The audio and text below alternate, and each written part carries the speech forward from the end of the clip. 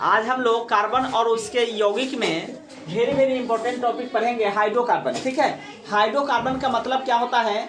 Hydrocarbon नाम से ही स्पष्ट है। हाइड्रोकार्बन माने हाइड्रोजन, हाइड्रोजन और कार्बन, हाइड्रोजन और कार्बन से जो निर्मित यौगिक है वो हाइड्रोकार्बन कहलाते हैं। हाइड्रोजन और कार्बन से निर्मित जो यौगिक होंगे वो हाइड्रोकार्बन कहलाएंगे। ठीक है, तो हाइड्रोकार्बन माने हाइड्रोजन और कार्बन आपस में मिलता है तब हाइड्रोकार्बन बनाता है। हाइड्रोकार्बन दो तरह के, एक एलिफैटिक होता है, दूसरा एरोमेटिक होता है। पहला एलिफैटिक, दूसरा एरोमेटिक होता है। एलिफैटिक आपको जो है तीन तरह के होते हैं। एलिफैटिक पहला जो है आपको संतृप्त, यहाँ पे जो है हम लोग इस तरह से इसको लिख लेते हैं। एलिफैटिक जो यौगिक होते हैं वह जो है कार्बन की खुली श्रृंखला वाली होती है। कार्बन की खुली श्रृंखला, एलिफैटिक जो यौगिक होते हैं इसमें कार्बन की कैसी श्रृंखला होती है? खुली श्रृंखला होती है। और एरोमेटिक जो यौगिक होते हैं इसमें कार्बन की बंद श्रृंखला होती है। कार्बन की बंद श्रृंखला होती है, बंद श्रृंखला होती है। ठीक है, सबसे पहला बात हम लोग एलिफैटिक एरोमेटिक में अंतर। एलिफैटिक इसको कभी कभी आता है एग्जाम में, एलिफैटिक यौगिक किसे कहते हैं? तो कार्बन की खुली श्रृंखला वाला, ठीक ना। और खुली श्रृंखला वाला जो एलिफैटिक यौगिक है यह आपको दो तरह के हाइड्रोकार्बन होते हैं।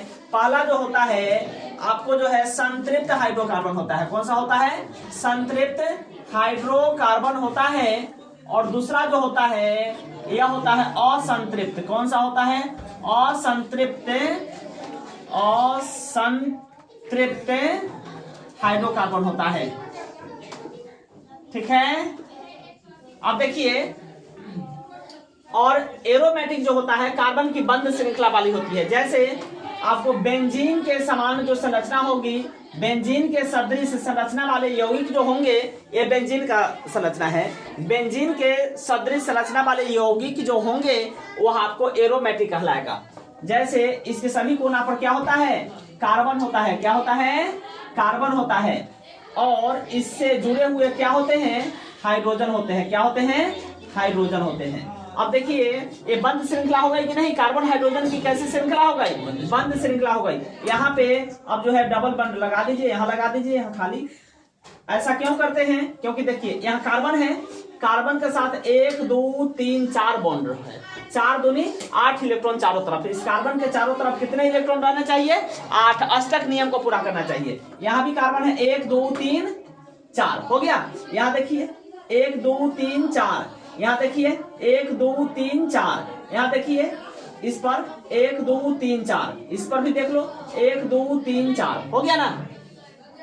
तो इस तरह के जो यौगिक होंगे देख लीजिए सब कोना पर हाइड्रोजन रहता है, हाइड्रोजन रहता है। तो यह क्या कहलाएगा? यह कहलाएगा एरोमेटिक यौगिक। ठीक है, ठीक है। अब चलिए यहाँ पे आइए, मेन यहीं पे है। संतृप्त हाइड्रोकार्बन जो है एल्केन कहलाता है। क्या कहलाता है?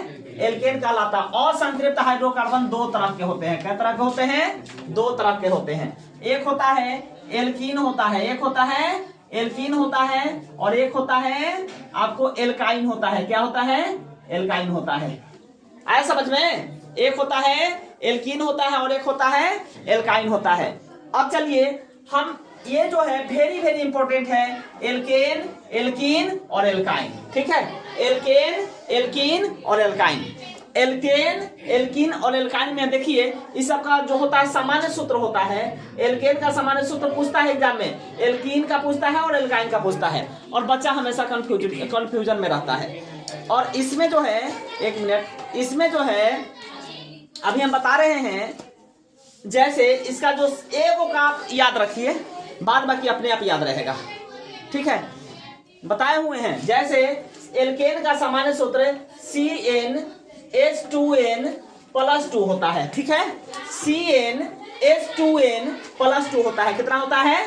CnH2n+2। ठीक है, अब देखिए अब एल्कीन का क्या होगा? अभी हम बोले हैं कि एओ का याद करना है, एओ का याद करना है, बाद बाकी अपने याद रहेगा। तो क्या करेंगे? लगातार अब हमको राइट साइड में बढ़ना है ना, दाएं हाथ की तरफ बढ़ना है, तो हम करेंगे क्या कि यहाँ से 2 घटाते जाएंगे। अगर इसमें से 2 घटाएंगे तो क्या बनेगा? देखिए ध्यान से, इसमें से 2 घटाएंगे तो 2 खत्म हो जाएगा ना जी। यानी बच जाएगा CnH2n। देख लीजिए एकदम सिंपल सा, समझ में आया जी। क्या बोले हैं कि इसमें से 2 घटाना है, तो अगर इसका जो फॉर्मूला है ध्यान से देखो, एल्केन का खाली याद रखना है, CnH2n+2 हो गया। अब इस तरह राइट पढ़ेंगे ना तो एल्कीन में जाएंगे, पहले तो नाम याद रखेंगे, alkane alkene alkyne, alkane alkene alkyne. Alkane का सामान्य सूत्र CnH2n+2, CnH2n+2। इसमें से 2 हटा लो, ठीक है, इसमें जाएंगे, हटा लिए 2, फिर इनमें 2 और घटाओ इसमें, तो इसमें और घटाएंगे तो CnH2n और घटाना है 2 तो माइनस और कर दीजिए। यहाँ पे तैयार है फॉर्मूला, देखिए ऐसा समझ में। एल्केन का याद रखेंगे CnH2n+2 हो गया। यहाँ पे जाना है तो 2 और घटा दीजिए, तो 2 घटाएंगे तो मान लो 2 हटा दिए तो CnH2n बचा कि नहीं, आए समझ में।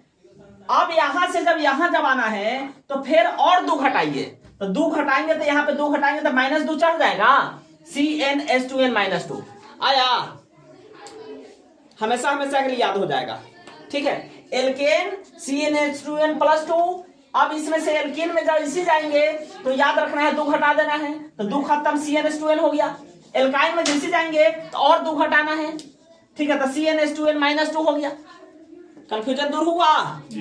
दूसरा बात, एग्जाम में एक और चीज पूछता है कि एल्केन में कार्बन और हाइड्रोजन, चूंकि ये हाइड्रोकार्बन है, हाइड्रोकार्बन माने हाइड्रोजन प्लस कार्बन, ठीक है, हाइड्रोकार्बन माने हाइड्रोजन और कार्बन का ही सीरीज होगी। यहाँ देखिए एलिफैटिक कार्बन की खुली श्रृंखला होगी, अभी आगे पढ़ेंगे, ठीक है। एरोमेटिक कार्बन की बंद श्रृंखला होगी, ठीक है। एलिफैटिक आपको 2 तरह का संतृप्त हाइड्रोकार्बन और संतृप्त हाइड्रोकार्बन। संतृप्त हाइड्रोजन एक तरह का एल्केन को संतृप्त हाइड्रोकार्बन कहेंगे। एल्कीन और एल्काइन जो है असंतृप्त हाइड्रोकार्बन कहलाता है। क्लियर। अब एल्केन का सामान्य सूत्र हुआ, ये क्या हुआ, सामान्य सूत्र हुआ। एग्जाम में सामान्य सूत्र पूछता है, सामान्य सूत्र क्या हुआ, CnH2n+2। अब एल्कीन में जाना है 2 घटा देना है, CnH2n हो गया। एल्काइन में जाना है फिर 2 घटा देना है, -2, CnH2n-2 हो गया, ये याद हुआ।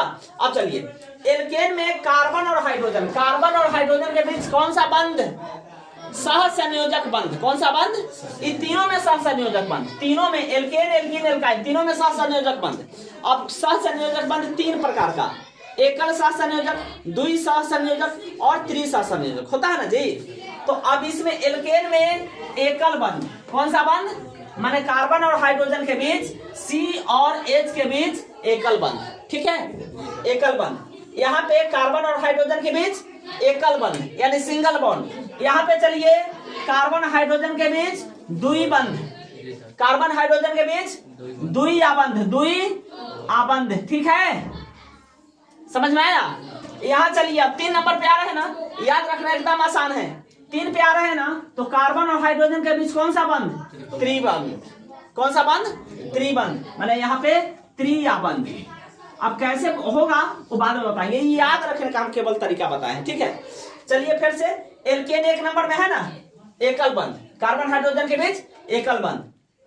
एल्कीन 2 नंबर पे है ना, तो कार्बन हाइड्रोजन के बीच कौन सा बंध, द्विआबंध, कार्बन हाइड्रोजन के बीच द्विआबंध। एल्काइन 3 नंबर पे है ना, तो कार्बन हाइड्रोजन के बीच कौन सा बंध, त्रिआबंध, ट्रिपल बॉन्ड। आया समझ में। अब बताओ मेन कंफ्यूजन यहाँ दूर। ऐसे एग्जाम में हर हाल में सवाल रहता ही रहता है, या तो सामान्य सूत्र पूछ ले या तो फिर इसमें कौन सा बंध रहता है वो पूछ ले, और 1 नंबर का हर हाल में रहता है, ये क्लियर हो जाएगा। और इस संरचना, इसको बेंजीन बोलते हैं, याद रखिए, इसको बेंजीन बोलते हैं। तो बेंजीन के समान जो रचना होगी उसको क्या कहेंगे, एरोमेटिक। एक बार एग्जाम में पूछा था एरोमेटिक हाइड्रोकार्बन किसे कहते हैं, तो कार्बन की बंद श्रृंखला एग्जाम्पल में ये दे देंगे। अब कार्बन की खुली श्रृंखला में एग्जाम्पल क्या देंगे, तो अभी एग्जाम्पल बताएंगे, माने बताते हैं पहले इसके बाद में। चलिए अब हम लोग संतृप्त हाइड्रोकार्बन के उदाहरण पढ़ेंगे, एग्जाम्पल पढ़ेंगे, ठीक है। तो संतृप्त हाइड्रोकार्बन किसको कहते हैं, एल्केन को। संतृप्त हाइड्रोकार्बन किसको कहते हैं, एल्केन को। एल्केन का सामान्य सूत्र क्या होता है, CnH2n+2। एल्केन का सामान्य सूत्र CnH2n+2। संतृप्त हाइड्रोकार्बन एल्केन को कहते हैं। किसको कहते हैं? एल्केन को संतृप्त हाइड्रोकार्बन कहते हैं। इसका सामान्य सूत्र CnH2n+2, यही VBI है, इसको याद रखेंगे। ठीक है, एल्केन का सामान्य सूत्र CnH2n+2। इसमें आबंध कौन सा आबंध होता है? कौन सा आबंध होता है? तो एकल आबंध होता है। कौन सा आबंध होता है? एकल आबंध होता है। एकल आबंध होता है। ठीक है, अब चलिए, जैसे नंबर 1 पॉइंट हमारा जो है, एक में इसका नाम होता है मेथ, ठीक ना, एल्केन का है, तो इसमें अनुलग्नक लगता है एन, क्या होता है? मेथेन, ठीक ना। इसका नाम फॉर्मूला जो है, अगर हम लोग जब रखेंगे आपको, जब एन बराबर, आप देखिए हम फॉर्मूला तैयार करते हैं, जब n बराबर हम 1 रखेंगे तो यहाँ पे क्या हो जाएगा? C 1 हो जाएगा, H2n, तो H 2 गुना n के जगह पे क्या रखेंगे? 1 रखेंगे, प्लस क्या है? 2 है ना। तो ये फॉर्मूला क्या तैयार होगा? C 1 है ना, और H हो जाएगा 2 एकम 2 व 2 4, CH4 हो जाएगा, CH4। इसका संरचना सूत्र भी हम तैयार कर लेते हैं। ये क्या है? संरचना सूत्र। एग्जाम में 5 मार्क्स का केमिस्ट्री में संरचना सूत्र पूछता है। ठीक है, तो CH4 कार्बन रखते हैं, और कार्बन के चारों तरफ क्या हो जाएगा? हाइड्रोजन हो जाएगा। हो गया। मेथेन का संरचना सूत्र पूछेगा तो ये हो गया इसका संरचना सूत्र। समझ में आया? 2 नंबर में देखिए, 2 में नाम होता है एथ। क्या होता है? अगर इसमें एल्केन समूह का है तो एन लगेगा, तो एथेन हो गया। अगर यहाँ पे डबल बॉन्ड हम कार्बन हाइड्रोजन के बीच प्रयोग करेंगे तो एथीन हो जाएगा। ठीक है, ट्रिपल बॉन्ड प्रयोग करेंगे तो एथाइन हो जाएगा। ठीक है, तो हम लोग संतृप्त हाइड्रोकार्बन का केवल अभी एग्जाम्पल पढ़ रहे हैं। किसका पढ़ रहे हैं? संतृप्त हाइड्रोकार्बन यानी एल्केन पढ़ रहे हैं। और संतृप्त हाइड्रोकार्बन 2 तरह का अभी पढ़े हैं नहीं, एल्कीन और एल्काइन, तो बाद में पढ़ेंगे, पहले ही पढ़ लेते हैं। तो इसी तरह से C, अब यहाँ पे 2 रखना है। क्या रखना है? इनके जगह पे 2 रखेंगे, और यहाँ क्या हो? 2 दूनी 4 प्लस 2 6 हो जाएगा। क्या हो जाएगा? 6। तो एथेन का सूत्र क्या हो गया? C2H6। क्या हो गया? C2H6। क्या हो गया? C2H6। एथेन का सूत्र क्या हो गया? C2H6। अब इसका संरचना हम लोग बनाते हैं। देखिए, तो कार्बन 2 हो गया, और हाइड्रोजन इसके चारों तरफ हम लोग डाल देते हैं। नहीं, देखिए हो गया तैयार। H H H H H H, ये क्या हो गया? एथेन का संरचना सूत्र। आ रहा समझ में? जी सर। ये किसका हो गया? एथेन का। ये किसका है? मेथेन का। ठीक है जी सर। एग्जाम में इसमें से पूछता है। ठीक है, 3 नंबर में देखिए, इसके बाद क्या होता है? प्रोप। 3 में प्रोप, इसमें एल्केन का है इसलिए प्रोपेन। क्या हो गया? प्रोपेन। प्रोपेन क्या में? 3 में, यहाँ एन के जगह पे क्या यूज करेंगे? प्रोपेन। यहाँ क्या यूज करेंगे? 3, C3H क्या हो जाएगा? 3 दूनी 6 2 8। नहीं, इसका संरचना हम लोग बनाते हैं। कार्बन 3 वो है, हाइड्रोजन सबके सीधा पर लगा देते हैं, है ना। Hydrogen hydrogen hydrogen hydrogen hydrogen hydrogen hydrogen hydrogen. आया समझ में? ठीक है, अब देखिए, जब 4 में, अब क्या हो जाए? 4 में इसका नाम है ब्यूट। याद कर लेना, 1 में मेथ, 2 में एथ, 3 में प्रोप, 4 में ब्यूट। इसमें एल्केन समूह का आता है मेथेन, एथेन, प्रोपेन, यहाँ हो जाएगा ब्यूटेन। ठीक है, तो ब्यूटेन, ब्यूट से 4 होता है, तो यहाँ पे क्या हो जाएगा? कार्बन 4, हाइड्रोजन 4 दूनी 8 और 2 10। हाइड्रोजन कितना? 10। इसका संरचना बनाते हैं, तो कार्बन 4 वो हो गया। हाइड्रोजन देखिए, सब में हाइड्रोजन लगा देंगे। बहुत आसान है ना? जी सर। चलिए, अब 5 में हमारा आ जाएगा पेंट। 5 में कौन आ जाएगा? पेंट। 5 में पेंट। हाँ, ये तो याद रखना आसान है। प से 5 और प से पेंट नहीं। अब देखिए, यहाँ 5 हो गया, पेंट 5। ठीक है, तो यहाँ पे क्या हो जाएगा? C5 हो गया, हाइड्रोजन 5 दूनी 10 और 2 12, हाइड्रोजन 12। इसका संरचना क्या हो जाएगा? C हो जाएगा 5 गो हो गया, हाइड्रोजन 12 गो। सब सिरा पर हाइड्रोजन लग जाएगा, हो जाएगा। ठीक है, लगाइए हाइड्रोजन।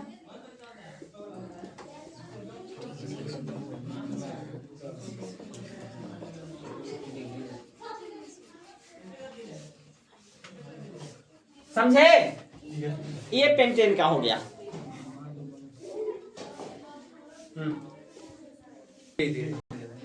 ठीक है,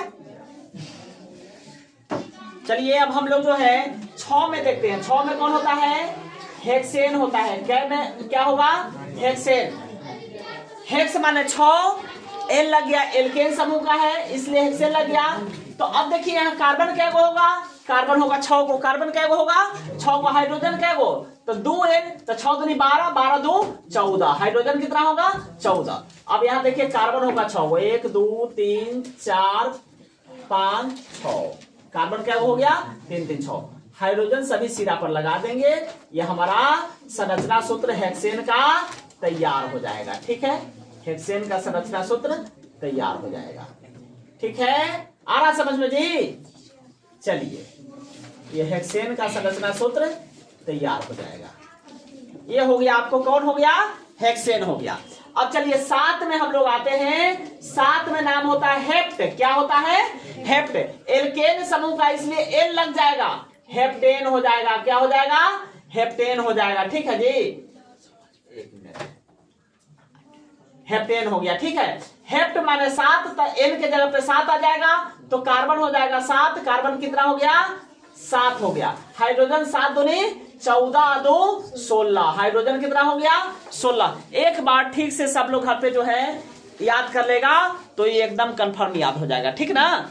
याद क्या करना है? बढ़िया से इसको एक बार कॉपी कलम लेके बैठ जाना है और या मतलब कि लिख करके समझ के इसको बना लेना है, एकदम दिमागे में फिट हो जाएगा। ठीक है, अब देखिए कार्बन 7 को है संरचना बनाना, तो एकदम आसान है। कार्बन 7 को कार्बन जो है हम 1 2 3 4 5 6 7। ठीक है, 3 3 6 1 7। ठीक है, हाइड्रोजन सभी सिरा पर हमको लगा देना है। क्या लगा देना है? हाइड्रोजन। ठीक है, हाइड्रोजन, हाइड्रोजन लगा देना है। Hydrogen hydrogen hydrogen hydrogen. ठीक है, इधर भी hydrogen, hydrogen hydrogen hydrogen hydrogen hydrogen hydrogen hydrogen. गिन करके देखेंगे तो इधर देखिए 7 14 15 16 हो गया। ये हुआ संरचना। इसके बाद 8 में जो होता है इसका नाम हेक्सेन, हेप्टेन, ऑक्टेन। क्या होता है? ऑक्टेन होता है। ऑक्ट मीन्स होता है 8। ठीक ना? ऑक्ट मीन्स 8 और एन लग गया, एल्केन का है। अच्छा, 8 तो कार्बन हो जाएगा कितना? C8 हो जाएगा। C8 कितना? 8। हाइड्रोजन 8 दूनी 16, 2n है ना, तो 2 8 16 प्लस 2 18। हाइड्रोजन कितना हो गया? 18। C8H 18 किसका सूत्र हो गया? ऑक्टेन का सूत्र हो गया। ठीक है, और इसका संरचना अब हम लोग बनाते हैं। तो कार्बन हम लोग क्या को देंगे? 8 को। कार्बन क्या को देंगे? 3 4 5 6 7 8। ठीक है, 1 2 3 4 5 6 7 8। और सभी सिरों पे हम लोग क्या बैठा देंगे? तो हाइड्रोजन बैठा देंगे। समझ में आ रहा है सभी लोगों को? Hydrogen hydrogen hydrogen hydrogen hydrogen hydrogen hydrogen hydrogen hydrogen hydrogen, और यहां से शुरू करिए hydrogen hydrogen hydrogen hydrogen hydrogen hydrogen hydrogen और हाइड्रोजन। आया समझ में? अब हम लोग 9 पे आते हैं। 9 में नाम क्या है? 9 से 9 और 9 से नोन। क्या होता है? नोन। इसमें एन लगा दो तो नोन एन। क्या हो गया? Known N. ठीक ना? क्या हो गया? Known N. ठीक है, अब देखिए तो यहाँ कार्बन कितना होगा? 9 होगा। कार्बन 9, एन हो गया CN। यहाँ कुछ घसा गया, कोई दिक्कत नहीं। 2 नमा 18, एच कितना होगा? 2 नमा 18 प्लस 2 कितना हो गया? 20। इसी फॉर्मूला से हम सब का जो है सूत्र निकाल लेंगे। और संरचना लिखना तो देखिए रहा है, हमेशा हर जगहों पे सिंगल बॉन्ड हो रहा है। एकल आबंध, आबंध कौन सा होगा एल्केन में? एकल आबंध। हम लोग पढ़े हैं ना, यानी सिंगल बॉन्ड, हर जगहों पे सिंगल बॉन्ड मिलेगा। ठीक ना? तो यहाँ पे देखिए हाइड्रोजन हो गया 9 दूनी 18 2 20।